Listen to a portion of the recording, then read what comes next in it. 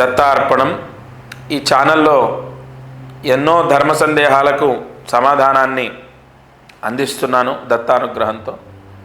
అలాగే కామెంట్ల ద్వారా కొన్ని క్వశ్చన్స్ వచ్చాయి మనకి. ఇప్పుడు పిల్లలని ఎప్పుడు చదువుకి పంపాలంటే, ఉదాహరణగా కొత్తగా పిల్లల్ని చదివిస్తున్నాం, కొత్తగా స్కూల్లో జాయిన్ చేస్తున్నాం, లేదా ప్లే స్కూల్కి పంపుతున్నాం, లేదు ఒక 3 months 4 months గ్యాప్ వచ్చింది, హెల్త్ వల్లనో ఇంకోటో మళ్ళీ స్కూల్కి పంపాలి, లేదు స్కూల్ మారారు, లేదా తల్లిదండ్రులు ఉద్యోగరీత్యా స్కూల్ మారారు, ఊరు అంటే ప్లేస్ మారారు, మళ్ళీ ఆ కొత్త స్కూల్కి పంపుతాం కదా, లేదా గ్యాప్ వచ్చిన తర్వాత మళ్ళీ స్కూల్కి పంపడం.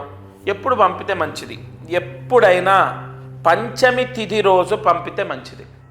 మంగళవారము ఒక్కటి రాకుండా, అంటే మంగళవారం కాకుండా పంచమి తిథి చూసుకొని పంపండి.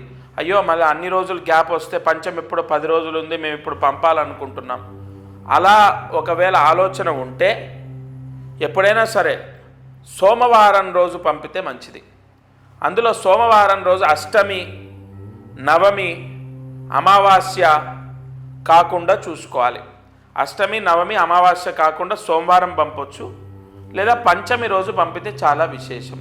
మీ పిల్లల్ని కొత్తగా స్కూల్లో, అది ప్లే స్కూల్ కానీ, లేదా ఒక ట్యూషన్లో జాయిన్ చేయడం కానీ, లేదా ఒక కొత్తగా స్కూల్కి పంపుతున్నారు, పంచమి తిథి పరమ శుభప్రయోగం. అంటే ఆ పిల్లలకు అపారమైన జ్ఞానయోగం వాళ్ళకు ఆ అమ్మవారు ప్రసాదిస్తుంది.